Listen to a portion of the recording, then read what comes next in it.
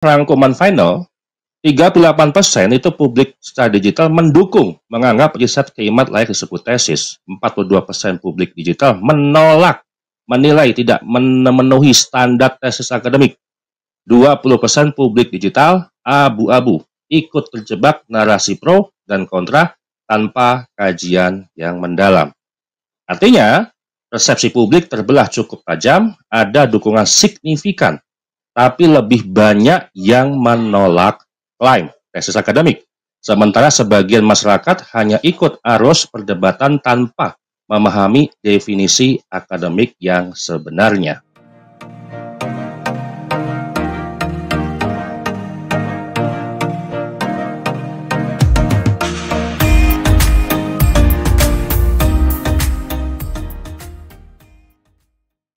Ya, sahabat Cari dimanapun berada, selamat datang.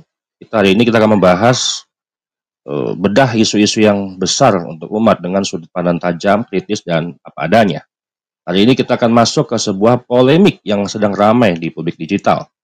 Penelitian keimat tentang nasabah Alawi yang semakin memanas, kemudian memberikan sebuah babak-babak baru yang belum menjawab ketersambungan nasabah Alawi kepada Nabi Muhammad SAW selama 3 tahun ini. Nah, pertanyaan sederhana, dampaknya luar biasa. Benarkah riset keimat ini layak disebut sebagai sebuah tesis akademik? Publik di media sosial itu terbelah. Apa yang dibilang riset ini sudah memenuhi standar ilmiah, bisa dianggap tesis. Ada pula yang menolak mentah-mentah, karena menurut mereka tanpa sidang akademik dan penguji resmi tak mungkin disebut dengan tesis. Nah, disinilah kita akan mengupas lebih dalam apakah riset keimat hanya sekedar polemik nasab, polemik publik, riset pribadi, atau memang bisa menjadi pijakan ilmiah yang sahih. Selama ini kita belum membahas ini. Pemahaman terkait tesis itu apa? Apakah publik memahami tesis itu benar sebuah tesis atau hanya sebuah retorika? Atau jangan-jangan yang mendukung keimat juga membilangkan sebuah tesis ini ya ikut-ikutan saja dengan bahasa tesis, namun tidak paham sebenarnya tesis itu apa. Atau mungkin juga yang membela Mbak Alawi ini tidak mengetahui sebenarnya tesis itu apa. Nah, apakah ini segera perdebatan soal tradisi ataupun keilmuan, atau ada dimensi yang lebih besar tentang otoritas, tentang kebenaran, bahkan tentang masa depan literasi umat. Kita diskusi bukan sekedar bicara nasab, tapi juga tentang validitas ilmu, otoritas akademik, dan bagaimana publik menilai sebuah kebenaran. Mari kita akan bedah dengan sebuah analisa yang sudah saya sampaikan ketika kita membahas apakah layak penelitian keimat disebut dengan tesis.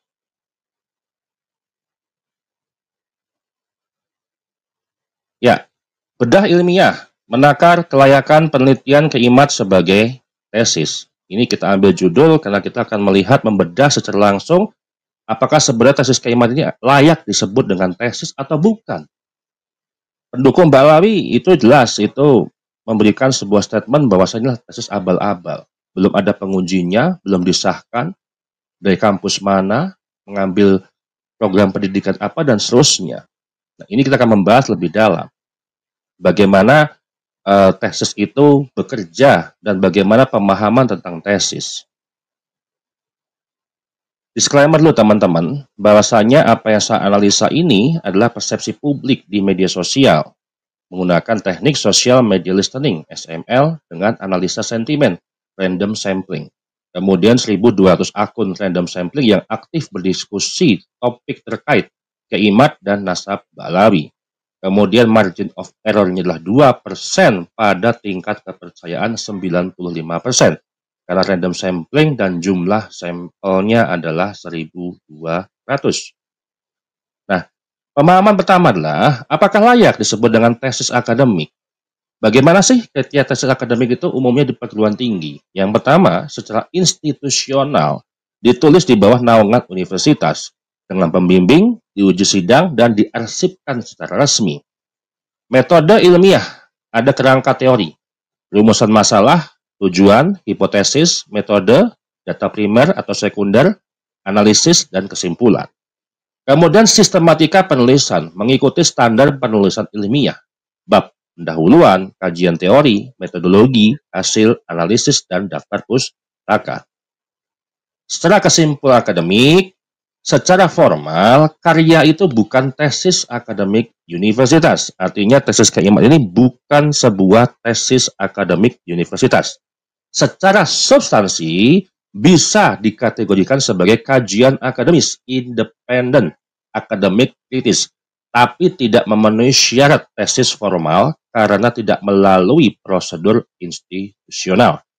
Di sini kita paham bahwa tesis Kak Imad ini bukan sebuah tesis akademik universitas karena tidak memiliki sebuah unsur-unsur akademik yang melekat di dalamnya. Kemudian dalam filsafat, ya, di sini kita melihat tesis tidak harus berarti karya universitas. Ia adalah klaim awal yang memicu debat. Di sini adalah debat polemik nasab selama 3 tahun terakhir ini dipicu dari sebuah opini, dipicu dari sebuah klaim bahwasanya nasab Ba'alawi tidak tersambung kepada Nabi Muhammad SAW. Nah, opini-opini tersebut dibuktikan dengan penelitian. Makanya, tesis tidak harus berarti karya universitas.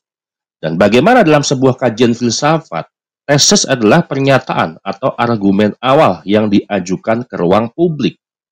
Makanya disebut dengan diskursus publik. Berarti dalam hal inilah diskursus nasab. Publik melihat, publik membaca, kemudian diperdebatkan. Kemudian kedua, antitesis adalah bantahan atau kontra daripada argumen. Ada atau tidaknya antitesis yang membantah daripada tesis. Kemudian terakhir adalah sintesis, ataupun sama dengan kesimpulan atau jalan tengah setelah konflik itu ada. Sehingga di dalam kajian filsafat disebut dengan dialektika Hegel yang mempunyai 3 unsur, yaitu tesis, antitesis, dan sintesis. Sehingga tesis yang dimaksud Kak Imad inilah bukan tesis dalam arti hal akademik universitas. Nah, kemudian posisi kajian Kak Imad di mana? Gitu kan? Kalau kita bicara tesis, yang pertama, argumen Kak Imad, nasab Ba'alawi mengandung kepalsuan historik, perlu diuji ulang. Kemudian, antitesis, bantahan para habaib, ulama, dan peneliti yang menegaskan validitas sanad nasab Ba'alawi berdasarkan tradisi dan sumber otoritatif. Kemudian, sintesis atau sementara, diskursus publik, masyarakat mulai menimbang ulang, sebagian menerima, sebagian menolak, dan lahirlah ruang baru untuk metodologi penelitian nasab yang lebih kritis lagi. Kemudian, nilai diskursus publik.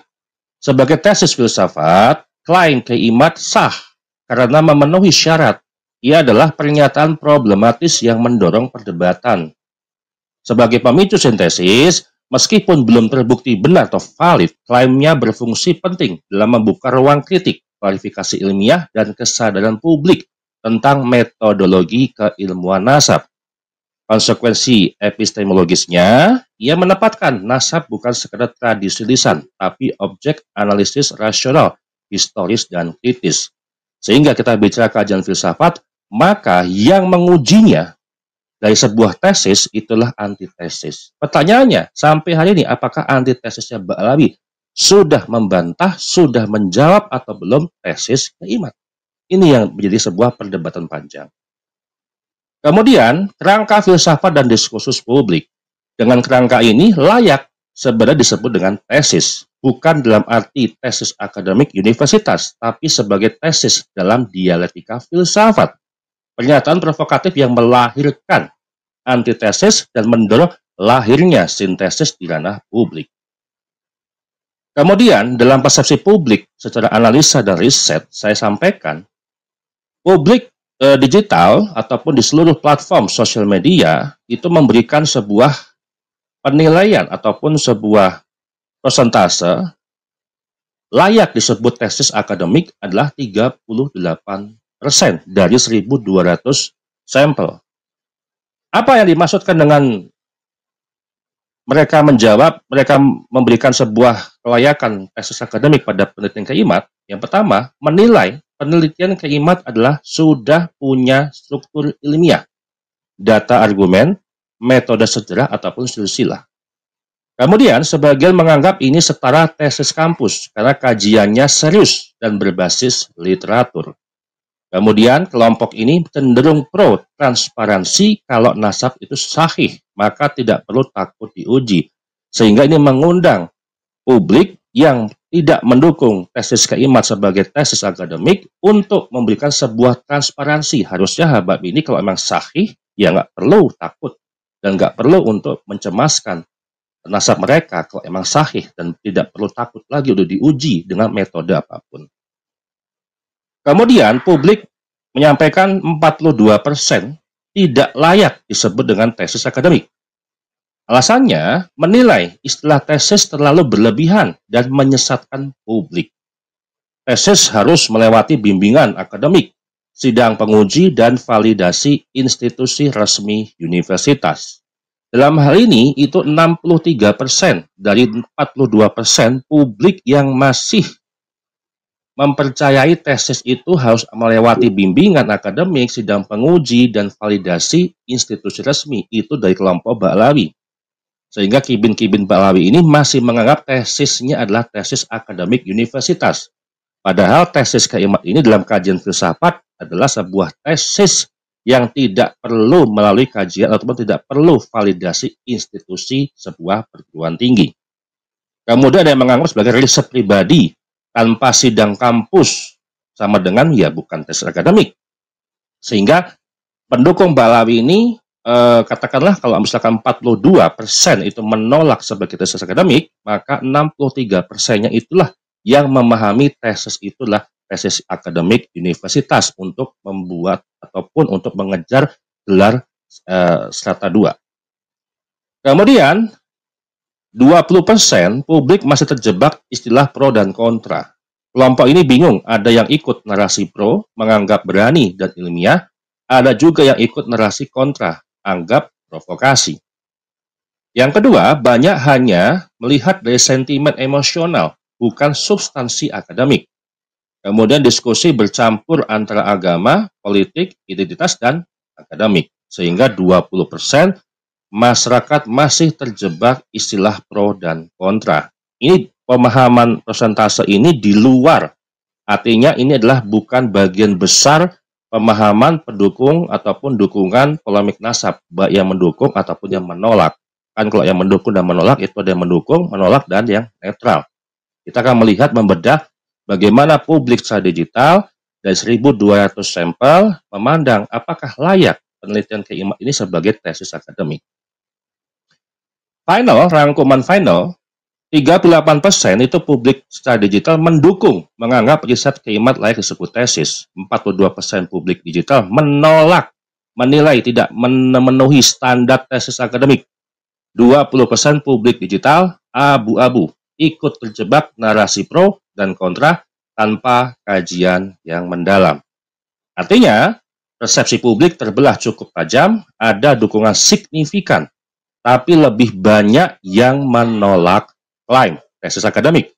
Sementara sebagian masyarakat hanya ikut arus perdebatan tanpa memahami definisi akademik yang sebenarnya.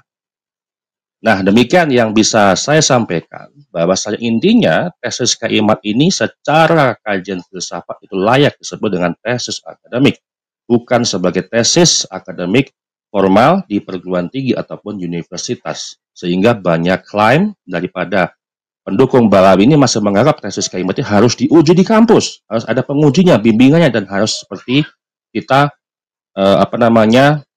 mengejar ataupun syarat sebagai gelar magister.